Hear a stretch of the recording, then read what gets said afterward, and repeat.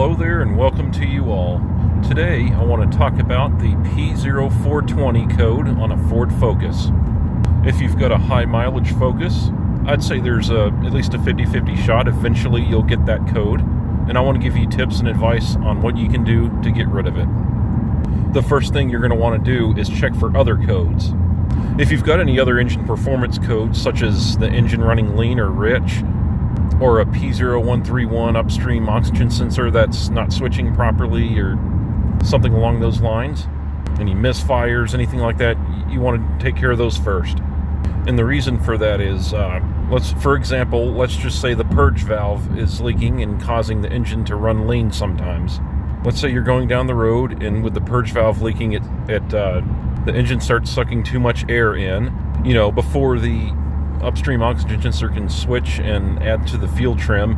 It's going to raise the voltage on the rear O2 because it's going to be detecting more oxygen, and when that rear O2 signal goes up, that's going to tell the PCM that there's an issue with the catalytic converter, because at the end of the day, the PCM is monitoring the rear O2 and checking for fluctuations in the voltage, which would tell it that the catalytic converter is not operating properly.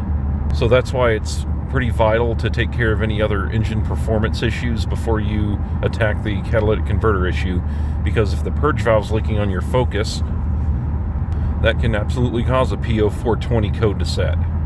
If your upstream oxygen sensor is getting lazy, that can affect the air-fuel ratio and cause an elevated amount of oxygen to be present in there, and that can also potentially set the light.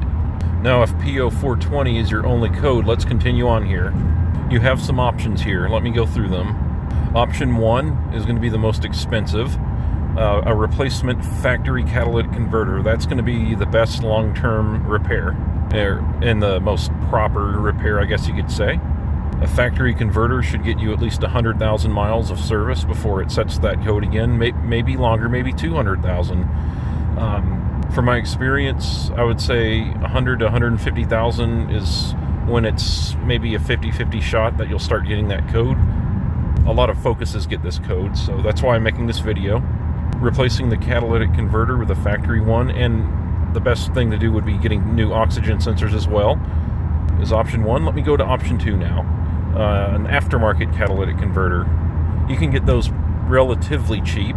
Instead of over $1,000 for a factory one, it'll be maybe $400, $500-$600, depending on what brand you get. From my experience with those, you'll get anywhere from 3 to 6 months, maybe up to a year before it sets the code. Not very long at all, 10 or 20,000 miles, roughly. Just from my experience, some brands may be better than others, but in general, the cats are smaller. They don't have as much of the catalyst material inside as a factory cat, so they're just naturally not going to last as long. But I'm going to touch base on the aftermarket cat idea later on in the video here in a minute or two. I'm going to keep this video relatively short. The third option here I want to touch base on may not work for some of you guys who have emissions testing where they put a sniffer in the exhaust. So this next option is you're effectively hacking or lying to the PCM. So the first thing I want to talk about with that is an O2 sensor spacer. In my experience on my own cars, they work, and they work well. I've gotten mine from Walmart.com, and they're cheap. You can get one of them for about $10 or $12, and you put it on the rear O2 sensor on the bottom of the car, not the top one, the bottom one. And what that's going to do is space the O2 sensor out from the exhaust a little bit, maybe an inch or two. And what that does is stabilize the signal that the O2 is picking up. Since the O2 will not be directly in the exhaust pipe anymore, it's going to take some significant amount of oxygen for it to pick that up, and that is going to fool the PCM into thinking the catalytic converter is operating as it should, when in reality it's starting to get weak. The P0420 code can set when the catalytic converter is only like 95% efficient instead of 100, so it's touchy, and spacing it out, if the cat is not super bad yet, can fool the PCM, and it has for me in the past on my car. If an O2 sensor spacer does not fix your code, it doesn't get rid of it, then your catalytic converter may be very inefficient. Honestly, if it's that inefficient, you should probably replace it, at least with an aftermarket one, and you might want to put a spacer on the rear O2 with the aftermarket cat, because it's going to fail within a year or two, most likely. And when I say fail, I just mean it's going to set the P0420 because there's not as much catalyst material inside, so it's just not going to last as long. They're not as efficient as the factory cats, and the PCM is very picky on how efficient it is before it sets that code.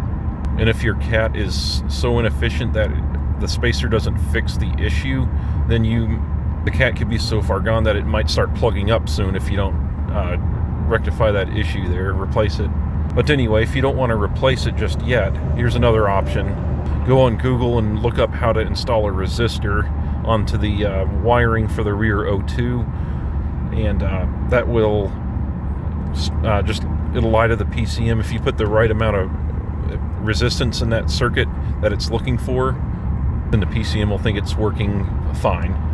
The O2 sensor, the rear O2, uses resistance as a way to measure the oxygen content, so if you put the right resistor in it, you can fool the PCM that way. But anyway, you guys, I hope this helps. Make sure you're replacing your spark plugs every 60 to 80, maybe 100,000 miles to prolong the life of the catalytic converter as well.